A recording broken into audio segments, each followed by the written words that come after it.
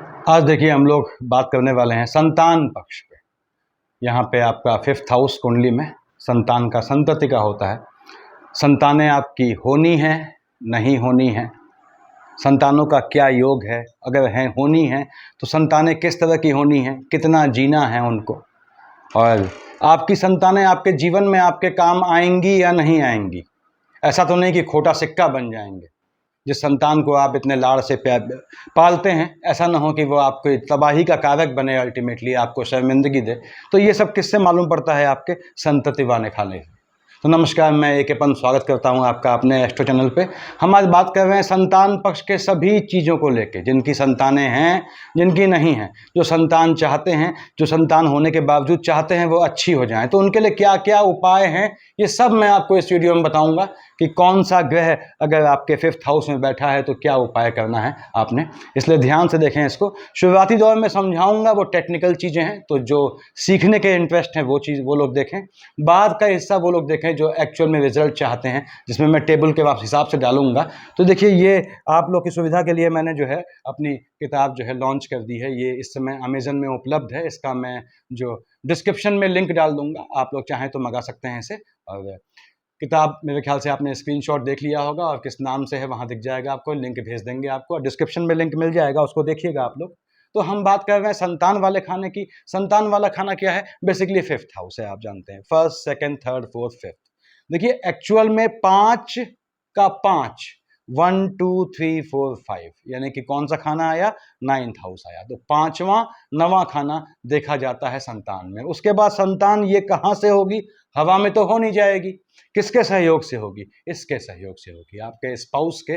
और स्पाउस नहीं है तो जीवन साथी, जीवन साथी कहें या फिर कह लें, अगर आप प्रेम प्रसंगों में फंसे हैं तो वहाँ पे, जहाँ पे विवाह का कल्चर नहीं है, वहाँ क्या है? अल्टीमेटली 7th हाउस चाहिए, यू नीड सम पार्टनर।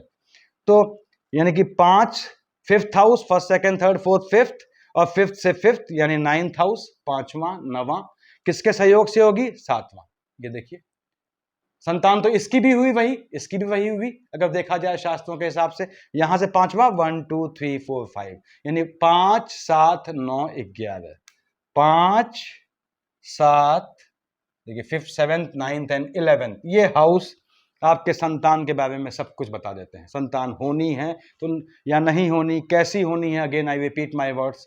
संतान पैदा करें, योग्य संतान होगी या नहीं होगी, गोद लेने का योग बनता है, सब ये चीज निर्धारित करता है कि महिला की प्रजनन क्षमता है या नहीं। ऐसा तो नहीं स्त्री बांझ है, या पुरुष जो है उसकी प्रजनन की क्षमता है या नहीं, ऐसा तो नहीं कि वो नपुंसक है। तो ये चीज सब इससे मालूम पड़ जाता है कि संतानें कहाँ से होनी है। आपकी संतानें हैं तो वो संतानें कैसे हुई, क्या हुई, everything you are going to get from this video. देखिए, अगर हम शास्त्रों की बात करते हैं तो शास्त्र कहते हैं झस धनुर्धर पंचम। मैं धीमे धीमे बोलता हूं ताकि आप लोग के दिमाग में बात जाए। भावगे प्रसर सौख्य फलम न च दृश्यते। मितपज, मितपज मतलब मितपजा, मितवत्सा बोलते हैं, जो मित बच्चों को जन्म दे। खलु पंचमगे गुरु तदिह दृष्टि फलम शुभ मश्नुते। यानी क्या हुआ? 5th में बड़ी अचूक चीज शास्त्रों ने बोली है। 5th में धनु या मीन राशि हो जातक के, यानी आप मेल जातक हैं, आपके 1 2 3 4 5, 5th में धनु यानी 9th या मीन राशि हो मेल जातक के, तो क्या होता है? उसकी पत्नी को प्रसव सुख, यानी बच्चा पैदा करने का, संतति को जन्म देने का सुख सामान्यतया नहीं मिलता है। यहां बृहस्पति बैठ जाता है, अपनी राशि हो तो अलग बात है 5th हाउस में, अदरवाइज मित वत्सा का योग बनता है, मित बच्चों को जन्म देती है पत्नी, मेल जातक की बात कर रहा हूं मैं अभी। तो बृहस्पति बैठे यहां पे तो मित वत्सा हो, और बृहस्पति अगर जो है वो, मैं बताऊंगा आपको, बृहस्पति पे दृष्टि ठीक ग्रहों की हो या बृहस्पति की दृष्टि हो तब ठीक ठाक होता है। यानी इस खाने पे बृहस्पति बैठा ना हो, दृष्टि पड़ रही हो तो ठीक होता है, क्योंकि बृहस्पति यहां बैठ के मैक्सिमम केस में स्थान हानि दे देता है, चाहे उसके पक्ष की ही राशि क्यों ना हो, चाहे उसकी अपनी ही राशि क्यों ना हो। ऐसे ही बृहस्पति 2nd हाउस में स्थान हानि दे देता है। बहुत जातक लोग परेशान होते हैं, नहीं हमने ये पढ़ा, नहीं, आपने जो पढ़ा उससे मतलब नहीं है। यहां बात सुने, सेकंड हाउस में बृहस्पति बैठा है तो योग देता है कि आपके चलते आपकी बर्बादी में जाना है, ऐसे संतान वाले खाने में बृहस्पति है। अगर बहुत शुभ ग्रह की दृष्टि नहीं है तो ये मित्रवत्सा का योग बनाता है। हालांकि बेसिकली होता क्या है कि संतान जो है मेल फीमेल दोनों से देखी जाती है। किसका, यानी कि इसका पंचमेश, मेल का पंचमेश जो है वो पत्नी की नवांश में कहां बैठा है, और पत्नी का जो पंचमेश है पति के नवांश में कहां बैठा है। जो ज्यादा स्ट्रांग है वो उससे देखा जाता है। बहुत तरीके हैं, सैकड़ों तरीके हैं इसमें, लेकिन मैं आपको सीधा सा जनरल तरीका बताऊंगा जो आपका लगभग फिट बैठ जाता है। तो उसके बाद शास्त्र कहते हैं यत्र एकादशे राहु पंचमे च शिखि स्थितः सुताननम न दृश्येत यदीन्द्रो अपि च सेव्यते। यानी सेव्यत यानी फिफ्थ में, पांचवें हाउस में अगर केतु बैठ गया, अकेले हो तो दिक्कत का विषय है। केतु आपका यहां बैठा है, मेल फीमेल जातक कोई भी है तो वो अजीब सा विषय है, संतानों को लेकर बहुत अच्छा नहीं कहता। ऐसे ही आपने कहा साहब बालकस्य जन्म काले तु पंचमे धरणी सुतः अपुत्रश्च भवेद बालो नारी चैव विशेषतः। यानी मंगल फिफ्थ में है, मंगल फिफ्थ हाउस में बैठा है तो जातक निपुता भी पाया जाता है, संतानहीन भी पाया जाता है। स्वराशि में हो मंगल यहां पे फिफ्थ में। अब मंगल की राशि कौन सी हुई आप जानते हैं, मंगल की मेष और वृश्चिक हुई, तो एक पुत्र का योग बनाता है। शास्त्र कहते हैं अपुत्रम कुरुते भानु, यहां पे फिफ्थ हाउस में भगवान भास्कर की प्रेजेंस संतानहीनता का योग देती है। तो इसमें से कौन सा ग्रह आपके संतानहीन होने में या संतान होने के उपरांत अयोग्य संतान होने में, अस्वस्थ संतान होने में उसके लिए उत्तरदायी है, रिस्पॉन्सिबल है, उसका आपको शमन करना पड़ता है। वो मैं बताऊंगा इस वीडियो के मध्यांतर वाले भाग में। तो 5th, 7th, 9th and 11th house आपको देखने पड़ते हैं संतान पक्ष के लिए। पंचम में शुभ ग्रह बैठे हैं तो पुत्र का लाभ होता है। पंचम में शुभ ग्रह हैं आपके तो आपको पुत्र का लाभ देते हैं। देखिए लग्नेश अगर पंचम में बैठ गया, ये ऐसे सैकड़ों नियम है, मैं जो सबसे ज्यादा चलने वाले नियम बता रहा हूं आपको। लग्नेश पंचम में बैठ गया है तो संतान होता है। लग्नेश लग्न का मालिक पंचम में बैठ गया है। अब ये आपने कहा साहब ये 10 है, मान लीजिए ये 11, 12, 1, 2, 3, 4, 5, 6, 7, 8, 9 ऐसे लिया मैंने। कुछ भी ले लीजिए जो आपका कुंडली हो, जो लग्न हो वैसे ले लें। लग्नेश क्या है, 10 का मालिक क्या हुआ, शनि। शनि यहां बैठ गया, आ गए,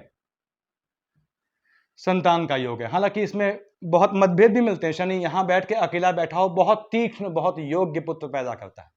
यहां बैठा हो दृष्टियों, यहां पे शनि पे जो नीच का ग्रह है, शुभ ग्रहों की दृष्टि हो तो भाइयों और बहनों यहां पे ये शनि जो है परेशान भी करता है, औलाद से बहुत ज्यादा परेशान करता है। तो लग्नेश पंचम में हो संतान का योग बनाता है। पंचम में राहुदेव कर्क या सिंह राशि के हों, पंचम में राहुदेव कर्क या सिंह राशि के हों तो अब राहु कर्क का बैठा है, कर्क क्या है, चंद्रमा की राशि है, ग्रहण लगा देगा, दिक्कत करेगा। राहु सिंह का है, चल जाता है, काम चल जाता है, ठीक है, उतना परेशान नहीं करेगा। कर्क का चंद्रमा या बुध हो, देखिए यहां पे कर्क राशि यानी कर्क का चंद्रमा 4 लिखा हो, यहाँ पे 4 लिखा है, सपोज 4 मतलब 3, 2, 1, 12 मीन लग्न वालों के लिए। अगर यहाँ पे जो है आपका समझें इस चीज को, रटेंगे तो कोई फायदा नहीं होगा। कर्क का चंद्रमा या बुध हो, संतानें अल्प होती हैं, कन्या संतति को इंगित करता है। यानी आपके इस खाने में फिफ्थ हाउस में कर्क का चंद्रमा या बुध हो तो आपको जो है वो कन्या संतति दिखाता है और विदेश जाने का भी मजबूत योग करता है। इसकी हम बात नहीं कर रहे हैं because we are only concern about offsprings, हम संतानों को लेकर अभी कंसर्न है, हम उनसे उसकी बात कर रहे हैं। तो ऐसे ही पंचम के नवांश संख्या, पंचम भाव का जो स्वामी है उसके जो नवांश है संख्या वो संतानों को इंडिकेट करती है, संतानों की कितनी संख्या होनी है। ये अचूक तरीका है। हालांकि इसका सबसे आसान तरीके भी ये बताऊंगा अभी आपको मैं।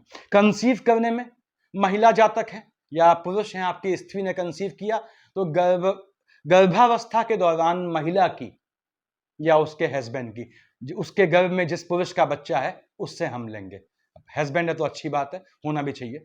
तो अब यदि गर्भाधान में अंतर्दशा उस महिला की जो है वो किसी पुरुष ग्रह की है तो मेल चाइल्ड होगा, स्त्री ग्रह की है तो फीमेल चाइल्ड होगा। गोचर में गोचर मतलब ट्रांजिट में पंचमेश लग्नेश, पंचमेश और लग्नेश, या सप्तमेश लग्नेश।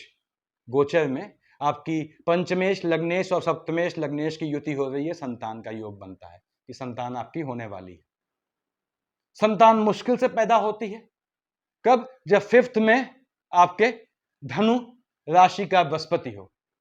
जब देखिए यहां पे धनु का बृहस्पति हो, मैंने लिखा हुआ है धनु, यहां देखिए 9 लिखा है, 9/12 का बृहस्पति हो, या शनि उच्च का बैठ जाए, या पाप ग्रहों की युति हो, तो भी संतान में दिक्कत आती है। बृहस्पति से, बृहस्पति जहां बैठा है, मान लीजिए बृहस्पति यहां बैठा है, सपोज बृहस्पति से पंचम 1 2 3 4 5, तो बृहस्पति से पंचम में यदि क्रूर ग्रह बैठे हैं, या लग्न से पंचम में बृहस्पति बैठ गया है, तो संतानहीनता का योग बनता है। लग्न से पंचम में बृहस्पति बैठ जाए, या बृहस्पति जहां बैठा है वहां से पंचम में, मान लीजिए बृहस्पति यहां है, first second third fourth fifth, यहां क्रूर ग्रह है, संतानहीनता का योग है। यहां चंद्रमा आ गया, संतान होगी। पंचम में सूर्य है या केतु है, फिफ्थ में यानी सूर्य है या मंगल है, साथ साथ। अगर सूर्य मंगल है तो एबॉर्शन का योग बनता है, सूर्य केतु है तो मिसकैरियज का योग बनता है। शनि है तो भी, या मंगल हो तो भी ये दिक्कत आती है। तो फिफ्थ का राहु यदि मंगल से युति बना ले तो संतान कुपुत्र होती है, अयोग्य संतान होती है। तो ऐसे बहुत से नियम होते हैं जहां पे मैं आपको जनरल चीजें बता रहा हूं ताकि उससे आपको समझ में आए। अब देखिए सामान्य जो नियम फॉलो करने हैं, संतानों की संख्या है या नहीं, उसके लिए बताऊंगा मैं। संतान जिनको नहीं है कैसे वो बिना कुछ प्रयत्न किए खास संतान प्राप्त कर सकते हैं, उस पर बात करेंगे। तो हमें क्या देखना है? फिफ्थ हाउस देखना है। तो पहली बात इसमें अब क्या हुआ, फिफ्थ हाउस पे जितने ग्रह बैठे हों या उसको जितने ग्रह देखते हों, चाहे यहां से देखें, चाहे मंगल देखता हो, चाहे आपका बृहस्पति देखता हो 5 7 9 से, चाहे शनि देखता हो 3 7 10 से, चाहे मंगल देखता हो आपका 1 4 8 से 7 8 से, तो वो अगर दृष्टि पड़ रही है तो उतने ग्रहों का जो जितने ग्रहों की दृष्टि पड़ती है फिफ्थ हाउस में, सामान्यतया बोला है मैंने, उतनी संतानें होती हैं। और यदि फिफ्थ हाउस एम्प्टी और किसी की दृष्टि नहीं पड़ रही तो सामान्यतया संतानहीनता का योग बनता है। लेकिन उसके बाद स्पाउस की कुंडली देखी जाती है, अगर स्पाउस की कुंडली मजबूत है तो संतानें वहां से होंगी। तो संतानों में चौकन्ना कब रहना है आपको, ये ध्यान दें। जब मैंने बताया पहला केस, यहां 9th और 12th लिखा हो और साथ में बृहस्पति मौजूद हो, यहां चंद्रमा की कर्क राशि हो, ठीक, और साथ में आपका जो है चंद्रमा स्वयं बैठा हो या केतु बैठा हो। यहां पे आपका राहुदेव और मंगल की युति पड़ती हो। चौथा, यहां पे चंद्रमा बैठा हो, केतु देखता हो, लिखा है मैंने, चाहे साथ हो चाहे आमने सामने हो।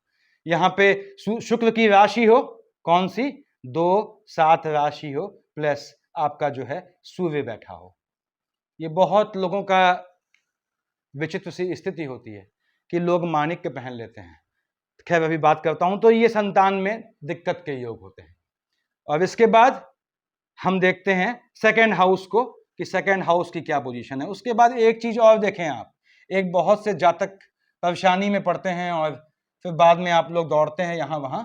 मैं आपको एक चीज, संतान के आपको मालूम पड़ गया, ये खाने देखने हैं हमको, अभी कौन कौन से नियम है। अब कौन सा ग्रह आपके संतान में सूर्य दिक्कत कर रहा है, तो आपने क्या करना है, आप सभी पूजा कर डालेंगे, कुछ नहीं हासिल होगा, नील बट्टे सन्नाटा, अनलेस या अनटिल अनलेस आप इसको सेटिस्फाई न करें, जिसके कारण संतानहीनता का दोष है, उसको पकड़ना पड़ता है। यहां बैठी राशि से कोई मतलब नहीं है, ये ध्यान रखें। कभी कभी क्या होता है, आपने, मैं देखता हूं यहां 5 लिखा है, देखिए ये सब 6 7 8 आपका, मैं ऐसे ही मैंने रैंडम कोई कुंडली बना दी। यहां क्या लिखा है, 2 आप जानते हैं विष लग्न है इसका। अब यहां 5 कहां लिखा है, यहां, ये जातकों की दिक्कतें हैं, इसको समझ लें। 5 यहां लिखा है, 5 का मालिक क्या हो गया, 5 के मालिक सूर्य हो गए। आप कहते हैं 4th हाउस का मालिक है, जातक माणिक्य पहन सकता है। भाइयों और बहनों, मेरा नम्र निवेदन है, कोई भी विद्वान आपसे कुछ भी कहे, अगर माणिक्य पहनने की एडवाइस देता है कोई, याद रखिएगा, माणिक्य, केतु का लहसुनिया और चंद्रमा का मोती, ये 3 आइटम अगर आपसे कोई पहनने के लिए कहता है, खासकर मैं माणिक्य की बात कर रहा हूं, मान लीजिए आपका माणिक्य पहनने के लिए कहता है, शुक्र कहीं बैठा है, यहां बैठा है, ध्यान से सुनिएगा। यदि माणिक्य पहनने के लिए कहता है और सूर्य आपका शुक्र के साथ बैठा है, माणिक्य कभी ना पहनिएगा, आपके पारिवारिक यानी फैमिली लाइफ को तबाह कर देगा। ऐसी मैं सैकड़ों दिक्कतें झेल चुका हूं यहां पे, कि जहां पे लोगों को कहा जाता है कि माणिक्य पहन लो, 5 यहां लिखा है, 5 यहां लिखा है, 5 यहां लिखा है, आपने माणिक्य पहना दिया। अरे भैया देख तो लो कि माणिक्य जो है, जिसको इंडिकेट करता है, भगवान भास्कर बैठे किसके साथ हैं? शुक्र का घनघोर दुश्मन है। शुक्र को सबसे ज्यादा नुकसान, शुक्र मतलब वैवाहिक जीवन को सबसे ज्यादा नुकसान यही पहुंचाता है। खैर चलिए, अभी इससे मतलब नहीं है। तो अब मैं टेबल बनाता हूं, तो थोड़ी देर फोन को कर दूंगा, और इसलिए ताकि आपको टेबल से मालूम पड़े कि जिनके संतान है और उद्दंड संतानें हैं, उन्हें क्या करना है, किसकी पूजा करनी है, संतानें कंट्रोल में आ जाएं। जिनकी संतानें नहीं हैं, सालों से प्रयत्न कर रहे हैं, वो किसकी पूजा से संतान उनको तुरंत मिल जाएगी। और संतान संबंधी समस्त दोष, चाहे मित्रवत्सा हो, मित्र संतानें जन्म देती हैं, चाहे संतानें बड़े होकर, थोड़ा बड़े होकर मित्र को प्राप्त हो जा रही हैं, तो उसमें क्या करना है मैं आपको बताऊंगा। तो मैं इसको हटा के करता हूं, तब तक वीडियो को पॉज कर दे रहा हूं। Thank you. ये मैंने बना दिया, आप लोगों ने देखिए इस तरह से टेबल बना दी है। ये आप समझें कि आपके बाधा कारक ग्रह संतान होने में, संतान होने के उपरांत संतान के कृत्यों से बाधा हो, जब आपको दिक्कत हो, संतान आपकी नहीं हो रही है, किसके कारण, कौन सा ग्रह जिम्मेदार है? सूर्य, चंद्रमा, मंगल, राहु, बृहस्पति, शनि, बुध, केतु, शुक्र।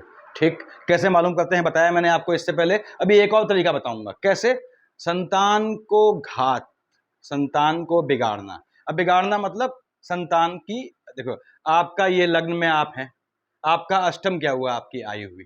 ऐसे संतान का अष्टम यानी संतान को घात, संतान वाले खाने से 5th हाउस से अष्टम कौन सा हो गया आपका? देखिए आप छोड़िए, 5th, 6th, 7th, 8th, 9th, 10th, 11th, देखिए 12th। तो 5th से अष्टम कौन सा हुआ आपका? उससे देखा जाता है आपका क्या, कि संतान को घात करने वाले ग्रह कौन से हैं। और दूसरी बात जो बताया मैंने आपको इससे पहले वीडियो में, अभी जो सीक्वेंस में, कि आपको जो है संतान को कौन कौन ग्रह घात करते हैं, इसको फिर समझें। सूर्य बैठा है, केतु बैठा है, कहां बैठा है? मान लीजिए आपके सूर्य केतु बैठे हैं आपके पंचम में, घात कौन करेगा? केतु करेगा।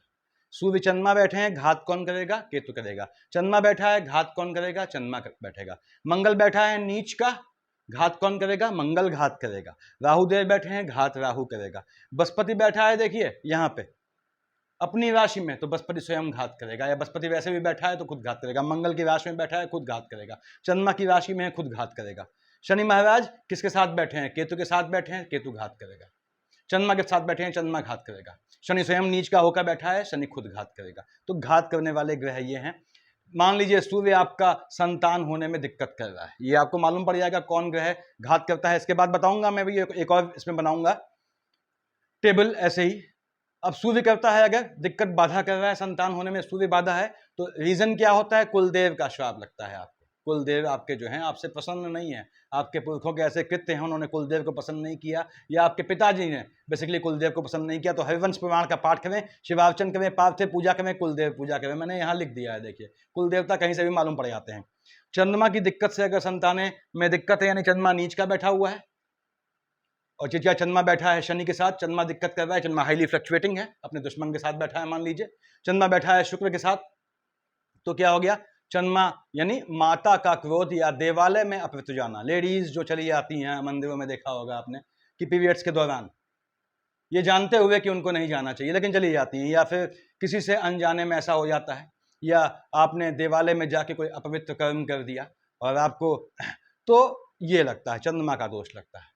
आप देखते होंगे बहुत जगह ऐसे जो एग्जैक्ट मंदिर तो नहीं कहूँगा, देव स्थल होते हैं विभिन्न धर्मों के, जहाँ जाके जो है वो स्त्री पुरुष जो है वो प्रेमी प्रेमिका के रूप में मिलने जाते हैं, और वहाँ जो है जो यौन जनित जो हैं वो हरकतें करते हैं या फिर जो है कृत्य करते हैं, तो वहाँ भी उनको यही दोष लगता है।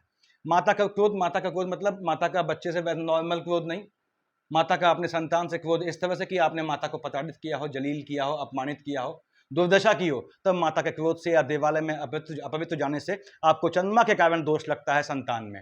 चाहे फिर से बता दूं कि चाहे संतान में पैदा होने में दोष हो, संतान न हो रही हो, संतान होने के बाद नालायक, नाकारा, निकम्मी निकल गई, तो भी ये सब चीज़ें काम करती हैं। तब क्या करना पड़ता है? पशुपतिनाथ दर्शन करने पड़ते हैं। पशुपतिनाथ के किसी भी स्थापित मंदिर में जाएं, आपको काम हो जाएगा। कितना जाना है बताऊंगा अभी मैं। शिवलिंग पे दूध चढ़ाएं, रुद्राभिषेक करें, इनमें से कोई भी चीज़ काम कर जाएगी। 27 टाइम्स करना होता है, 27 बार करना होता है, याद रखें। ये मंगल महाराज की दिक्कत है, उस कारण संतान नहीं हो रहे हैं। कोई बताता है आपको देखने वाला कुंडली, तो इष्ट देव का श्राप लगा है आपको, और शत्रुओं ने बाधा है आपको। शत्रु का बांधना मतलब क्या होता है? आप देखते होंगे कि कभी कभी हॉस्पिटल्स में लेडीज़ को एहसास होता है कि उनके गर्भ में जो है, ये आभास होता है महिलाओं को, देखिए ये मातृत्व का एहसास है कि उनके जो है गर्भ में पुत्र संतान है या पुत्री संतान है, और होती संतान दूसरी है। यानी पुत्र की उनको उम्मीद है और उनको मालूम है पुत्र है उनके, और हो जाती है पुत्री। तो क्या होता है? तंत्र से। कौन सा तंत्र होता है बताऊंगा, मैंने बताया 27 तंत्रों की मैं सीरीज बनाऊंगा। तो तंत्र से जो है गर्भ की संतान बदल लेना या योनि बांध देना, जो बहुत स्टेट्स में प्रचलित है कि जातक का या तो विवाह नहीं होता है, विवाह होता है तो संतानें नहीं होती, संतानें होती हैं तो नालायक निकल जाती हैं, तबाह कर देती हैं। योनि बांधना, ये सब इसी में आते हैं। या संतानों की मृत्यु कावित करना, गर्भस्थ शिशु की हत्या करना तंत्र का बहुत मजबूत वो टोटका होता है। देखिए तो वो क्या है? एनिमी से। तो उस केस में क्या है? आपको दुर्गा सहस्त्र नाम का स्तोत्र पढ़ना पड़ता है। देखिए, और उसके बाद सकुटुंब इष्ट का आह्वान करना पड़ता है। इष्ट देवता की पूजा अकेले नहीं की जाती, पूरे कुटुंब को इकट्ठा होना पड़ता है। सुंदरकांड का पाठ करते हैं। कैसे पढ़ा जाता है सुंदरकांड? इसमें से कोई भी पूजा आपको सामान्य तरीके से करेंगे कुछ हासिल नहीं होगा। मैंने पहले बताया था राहु देव के उपाय वाले वीडियो में, पूजा आपको इस जन्म में फायदा भौतिक रूप से तभी देगी जब आप उसको अकल्ट से जोड़ें, तंत्र से जोड़ें। उसके बाद यहाँ पे राहुदेव की दिक्कत है तो क्या होता है? सर्पहंता दोष लगता है। सात्विक पुरुष पे असत्य यौन आक्षेप लगाया हो युवती ने, तो उसको भी राहु के कारण संतान की प्रॉब्लम आती है। ऐसे में क्या करना होता है? कन्यादान करना होता है। देखिए, पीपल पूजन करना होता है, लंगर लगाना होता है, जिसमें दूध से निर्मित चीज अवश्य होनी चाहिए। ये ध्यान रखें, ये बिल्कुल अचूक चीजें हैं। उसके बाद देखिए, बृहस्पति की चलते दिक्कत है, यानी क्यों हुई है? ब्राह्मण पुरोहित का श्राप लगा है। ब्राह्मण पुरोहित ऐसा नहीं, ऐसा ब्राह्मण नहीं जो मांस मच्छी खाता हो, मीट खाता हो, शराब पीता हो। वो ब्राह्मण जो वास्तव में ब्राह्मण हो, वो पुरोहित जो वास्तव में पुरोहित हो, जिसने मद्य का, मांस का जीवन में कभी सेवन न किया हो। उसके बाद उसका अपमान करते हैं तो ये दोष लगता है। फल वाला वृक्ष काटते हैं तो भी बृहस्पति के कारण आपको संतानहीनता का, संतान होने के बाद भी संतान से दुख प्राप्त होने का योग बनता है। इसके लिए क्या किया जाता है? पितरों का श्राद्ध करें नियमित। उसके बाद नियमित अमावस्या में तर्पण करें। गया में श्राद्ध कर्म करना है, जो कुछ रह गए हैं, किन्हीं का रह गया है श्राद्ध कर्म, उनको निपटाएं तरीके से जाके, और गया में जाएं तो इससे आप फ्री होंगे। शनि महाराज के चलते हैं देखिए, तो पीपल का तिरस्कार से होता है, पीपल के तिरस्कार से है।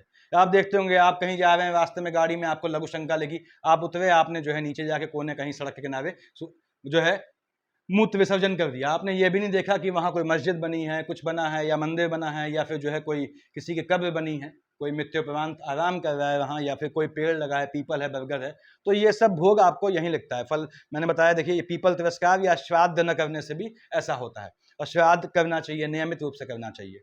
तो इसका इलाज क्या है? महामृत्युंजय और बड़ पूजन, बड़ वृक्ष की पूजा करें तो उससे भी होता है। अगेन कितना? 27 टाइम्स करनी है। देखिए, बुध की दिक्कत है तो विधवा और पितरों में अतृप्त नारी का श्राप मिलता है। विधवा का श्राप मिलता है अगर यदि आपकी बुध की दिक्कत से, बुध ग्रह की समस्या से संतानें नहीं हो रही हैं, तो आपको किसी विधवा का श्राप मिला है, या आपके एंसेस्टर्स में कोई लेडी पीड़ित हुई है, जिस किसी के साथ अन्याय हुआ है, उसको न्याय नहीं मिला है तो वो अभी तक पीछे पड़ी है, उसका इलाज करना पड़ता है। कांसा और सुवर्ण दान करें, विष्णु सहस्त्र नाम करें, आपको इस समस्या से, आपको संतान वाले खाने पे असर खत्म हो जाएगा। मुक्ति नहीं मिलेगी इससे, इस चीज से मुक्ति नहीं मिलेगी, इससे सिर्फ संतान वाला पक्ष बोला है मैंने इसमें। यहाँ पे बाकी व्यापक वीडियो बनाऊंगा कभी सेकंड हाउस पे और 12th हाउस पे। आपके केतु से दिक्कत है तो ब्राह्मण पुजारी का श्राप लगता है, योग्य ब्राह्मण पुजारी का श्राप। आपको कहीं देखते होगे, आपकी कुछ जगह ऐसी है जहां पुजारी की हत्या हो जाती है, ब्राह्मण को मार दिया जाता है, हत्या कर दी जाती है। मंदिर में पूजा करने वाले पुजारी की हत्या होती है, वो लगता है मारने वाला मार के निकल लिया ना, वो जिंदगी भर के लिए 7 पुश्तों के लिए ले गया, तो नरक में सड़ेगा वो।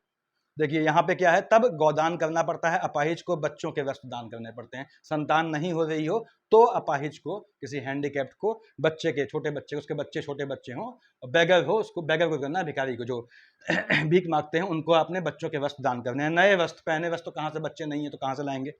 शुक्र की दिक्कत है तो पवित्र नारी पे, जो कैरेक्टर्ड वोमेन है, लेडी है, उस पर असत्य आक्षेप लगाया है तो शुक्र पीछा नहीं छोड़ता, याद रखें।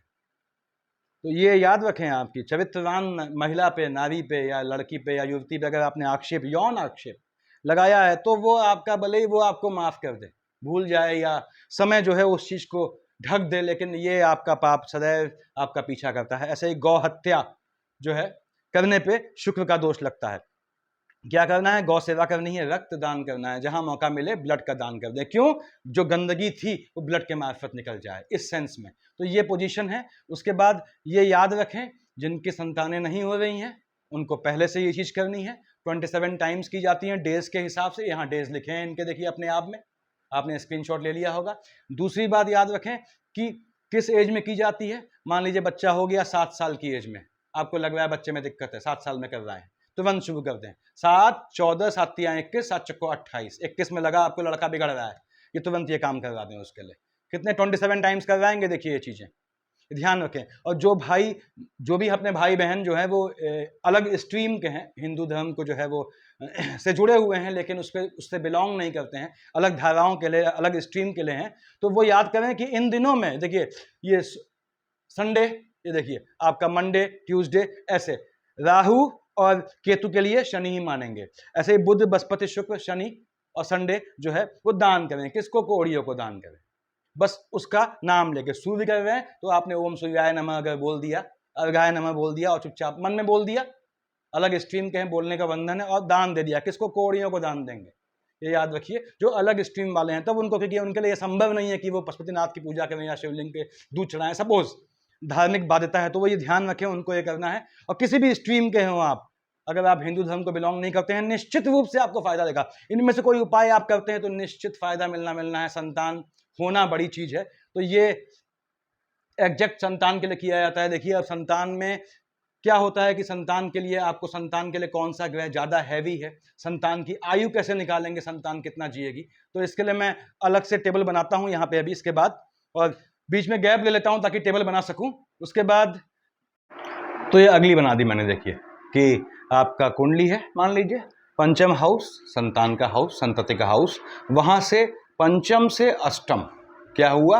पंचम की आयु, संतान की आयु 1 2 3 4 5 6 7 8, 12th हाउस किसका? लेडीज की कुंडली, महिलाओं की कुंडली में पंचम से अष्टम यानी कि आपका 12th हाउस जो है वो उनके संतान की पोजीशन दिखाएगा। संतान के स्वास्थ्य की क्या दिक्कत संतान को आ सकती है। तो पंचम से अष्टम में यहाँ लिखा है मैंने, यदि सूर्य बैठा हो, देखिए यानी कि 12th हाउस में स्ट्रेट बोलूं तो सूर्य बैठा हो तो जन्म से 6 माह तक बच्चे को मार्केश रहता है। ये माता के चलते जो है जनित मार्केश है, जन्म से 6 माह तक रहता है।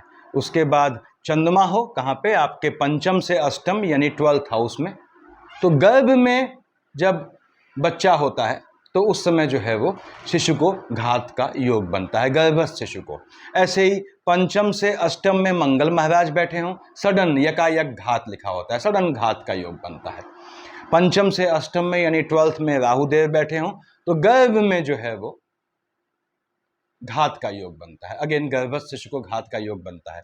और पंचम से अष्टम में राहु बैठा हो तो क्या होता है कि लेडीज को जो है, लेडीज जातकों के लिए है, उनको प्रेगनेंसी के दौरान बहुत संभल के जो है अपने हस्बैंड से इंटरेक्ट करना चाहिए, और क्योंकि उनको जो है संसर्गों के दौरान घात का योग बनता है संतान को, ये भी ध्यान रखें, अनियमित संसर्ग से। पंचम से अष्टम में अगर बृहस्पति महाराज बैठे हों 12th हाउस में तो किशोरावस्था में जो है वो मार्केश आता है बालक का। ऐसे ही अगर शनि महाराज बैठे हों तो अधेड़ावस्था में जो है वो बच्चे का मार्केश आता है, और बुध बैठे हों तो विवाह के उपरांत बालक के उसका मार्केश आता है। केतु बैठे हों शस्त्राघात से, दुर्घटना से योग बनता है, देखिए लिखा है मैंने आपकी सुविधा के लिए। और शुक्र बैठे हों तो युवावस्था में जो है वो घात का योग बनता है, यानी कि घात क्या मतलब मार्केश का योग बनता है, तो ये ध्यान रखना होता है यहाँ पे। उसके बाद किशोरावस्था में बृहस्पति बैठे हों, देखिए शुक्र बैठे हों आपके 12th में लेडीज के, तो थोड़ा संतानों को वाहन नहीं देना होता। अब यहाँ पे वो समस्याएं कहाँ से जनित होती हैं, क्या क्या दिक्कतें आती हैं मेजर बालक को। सूर्य बैठा हो 12th में यानी कि पंचम से अष्टम में तो फीवर की, बुखार की प्रॉब्लम आती है। देखिए चंद्रमा बैठा हो जल और व्याधि से घात का योग बनता है, व्याधि मतलब डिजीज।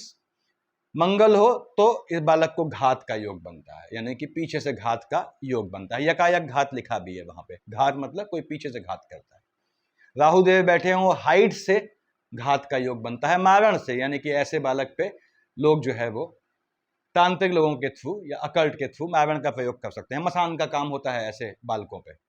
बृहस्पति महाराज बैठे हों तो वो सर्प या विष से बालक को दिक्कत रहती है जीवन में।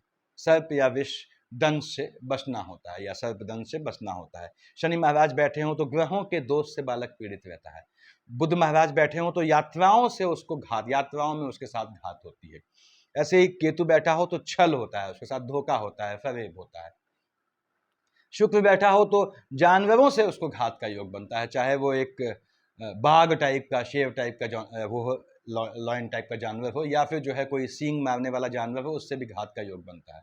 सांड टाइप का जो भी है, बैल टाइप का, और यहाँ यौन रोग की भी गुंजाइश बनती है। तो ये माता के 5th हाउस संतान वाले खाने से अष्टम यानी 5th की आयु यानी कि संतान की आयु यहाँ से भी बताता है कि क्या क्या दिक्कत आने की संभावनाएं होती हैं। तो ये देखिए, इसको समझिए आप कि अगर 5th हाउस में चंद्रमा केतु बैठा है, लेडी हैं आप, जेंट्स हैं, तो संतान को चंद्रमा केतु क्या है, बैठ गए। चंद्रमा राहु था, ग्रहण था। मैं हमेशा समझाता हूं केतु है तो गंदा ग्रहण होता है। दोनों हाईली अनप्रिडिक्टिव हैं। संतान वाला खाना अनप्रिडिक्टिव हो जाता है अगर चंद्रमा केतु यहां बैठ गया है। या तो इनिशियल स्टेज में दिक्कत हो जाती है, या फिर जातक जो है बहुत लंबे समय तक संतानों के विवाह के उपरांत भी वो संतानों को लेकर परेशान रहता है, संतानों की समस्या से, चाहे वो एस्टेब्लिशमेंट प्रॉब्लम कहें, चाहे संतानों का वैवाहिक जीवन कहें। यहाँ पे ये नॉर्मल चीजें हैं जो मैंने बताई आपको। अब पंचम से यानी पंचम में 5th हाउस में स्वराशि का, अपनी ही राशि का बृहस्पति बैठ जाए, बहुत अच्छा नहीं है संतानों के लिए। अपनी राशि यानी धनु और मीन का बैठ जाए, अच्छा नहीं। पंचम में आपने कहा कर्क का गुरु है, वो उच्च का बैठ जाए या नीच का गुरु बैठ जाए, वो भी अच्छा नहीं है। यानी मकर का बृहस्पति भी बैठा हो, बहुत अच्छा नहीं है। मंगल की राशि में बैठा हो तो भी अच्छा नहीं है, स्थान हानि कर देता है वहां पे। तो दूसरी बात, लग्नेश यानी लग्न का मालिक, देखिए ये लग्न का मालिक यदि पंचम में बैठा हो और पंचम का मालिक लग्न में बैठा हो, यानी कि लग्नेश पंचम में हो या पंचमेश जो है वो लग्न में हो, तो जातक के, ऐसे जातक के दत्तक पुत्र यानी चाइल्ड एडॉप्शन का बहुत तगड़ा योग बनता है। इसके 3 योग बनते हैं, लेकिन वो बड़े विस्तृत हैं, कभी समझाऊंगा। तो दत्तक योग बनता है, दत्तक पुत्र का यानी कि एडॉप्ट करने का चाइल्ड योग बनता है। 5th हाउस में सूर्य चंद्रमा की युति हो या सूर्य चंद्रमा की राशि हो और सूर्य चंद्रमा वहां स्वयं बैठे भी हो या देखते भी हो, और कहीं से शुक्र महाराज की दृष्टि पड़ जाए उस पर, बहुत अच्छा योग नहीं होता। इसमें क्या होता है कि स्पाउस आपका जो है वो, जहां आपकी शादी होती है, वो पहले से गर्भ लाती है, पहले से गर्भवती होती है, भले ही वो 3 दिन, 10 दिन, 20 दिन, 1 महीने की हो, उससे मतलब नहीं है। हालांकि 3 दिन का गर्भवती नहीं माना जाता, फिर भी जो है तो इस तरह का योग बनता है। और ये बहुत अच्छा योग नहीं है। मतलब संतान होती है तो संतान जो है आपकी जो होगी वो आपका कहीं और से होगी, कैसे भी हो। ऐसे पंचम में शनि बुध से दृष्ट होकर या सूर्य मंगल से दृष्ट हो, यानी पंचम में सूर्य आपका शनि बुध की युति हो, से दृष्ट हो, या और सूर्य मंगल से दृष्ट न हो, सूर्य मंगल की दृष्टि न पड़ती हो, क्योंकि शनि के पिता क्या हो गए, सूर्य महाराज हो गए। शनि और मंगल की एनिमिटी हो गई तो क्या होता है, ये माइनस माइनस प्लस हो जाता है, यहां उल्टा हो जाता है। तो पंचम में शनि बुध से दृष्ट जो है हो और उस पे जो है सूर्य मंगल की दृष्टि न पड़ती हो, तो इंसेस्ट योग बनता है। यानी लेडीज में क्या होता है, देवर से औलाद पैदा हो गई, या जेंट्स में ऐसे ही हो गया, इंसेस्ट मतलब संबंधों में संबंध का योग बनता है। तो खैर ऐसे बहुत बनते हैं। देखिए, तो संतानों के लिए बेसिकली क्या देखना है आपने, जो मूलभूत है, बहुत ज्यादा अंदर जाएंगे डीप में तो बहुत लंबा विषय है। देखिए ये, इस पे अध्याय लिखे जा सकते हैं। तो यहाँ पे आपको सिर्फ ये देखना है कि 5th हाउस को कितने ग्रह देखते हैं, 5th हाउस में कितने ग्रह बैठे हैं, अच्छे हैं, गलत ग्रह हैं। यहाँ पे चंद्रमा केतु की दृष्टि है, घंटी बजनी चाहिए, सूर्यदेव बैठे हैं यहाँ पे, घंटी बजनी चाहिए। मैंने बताया आपको इससे पहले कि सूर्य अगर बैठ गया शुक्र के साथ तो सूर्य का जो है रत्न कभी ना पहने। तो यहाँ पे इस तरह की दिक्कत है, तो वो प्रॉब्लम आती है। कब आती है प्रॉब्लम, दैट डिपेंड्स, वो डिसाइड करता है कि कब आनी है समस्याएं। तो ये ध्यान रखें आपको। अच्छे ग्रह हैं, अच्छी बात है, आमने या सामने, या निगाह अच्छे ग्रहों की होनी चाहिए। बुरे ग्रहों की निगाह भी है। आपने कहा मंगल यहाँ बैठा है, 1st, 2nd, 3rd, 4th से देखता है, कोई दिक्कत नहीं। शनि यहाँ बैठा है 1, 2, 3 से देखता है, कोई दिक्कत नहीं। बस यहाँ का मालिक उसका दुश्मन नहीं होना चाहिए। तो उन ग्रहों को भी गिना जाता है संतानों की संख्या निकालने में। यानी अगर 5th हाउस को सीधे जितने ग्रह देख रहे हैं, जितने ग्रह बैठे हैं, तो बेसिकली संतान का निर्धारण वो करता है, या जितनों की दृष्टि पड़ रही है। और इनकेस किसी की दृष्टि नहीं पड़ रही है तो एक झटके में ये होता है कि संतान के चांसेस नहीं है। हालांकि फिर से कह दूं, संतान मेल फीमेल दोनों से देखे जाते हैं। अगर 5th हाउस कहीं से दृष्ट नहीं है, कोई देख नहीं रहा है, ना कोई ग्रह बैठा है, तो यह आवश्यक नहीं कि संतान नहीं होगी, क्योंकि आपके स्पाउस की कुंडली देखी जाती है फिर। और उसके बाद किसका मैंने बताया, इसके आपके 5th हाउस का लॉर्ड आपके स्पाउस के नवांश में कहाँ बैठा है, और स्पाउस के 5th हाउस का लॉर्ड आपके नवांश में कहाँ बैठा है, ये डिसाइडिंग फैक्टर होता है। तो बहुत तरीके होते हैं इसमें, लेकिन फिलहाल आपका अगर 5th हाउस को देखते हैं तो आपको जो बताया मैंने, इससे आपका काम चल जाएगा। ये जो तरीके बताए हैं मैंने, ये देखिए अचूक तरीके हैं।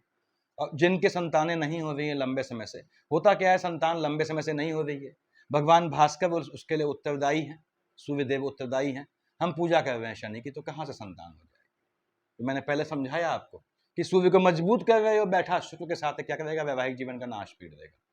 तो ये ध्यान रखना है आप लोगों को। उसके बाद चंद्रमा केतु यहाँ होता है, बताया मैंने आपको कि फ्लक्चुएशन हो जाता है बहुत से, जो बताया मैंने आपको, तो ये ध्यान रखें। और संतानों के लिए जैसा मैंने बताया आपको कि किस एज में, 7, 14, 21, 28, ये हॉरोस्कोप देखने का योग बनता है। इस समय संतानों का जरूर देखें क्या पोजीशन है, ताकि आपको ध्यान रहे। सफिशिएंट है मेरे ख्याल से। Thank you.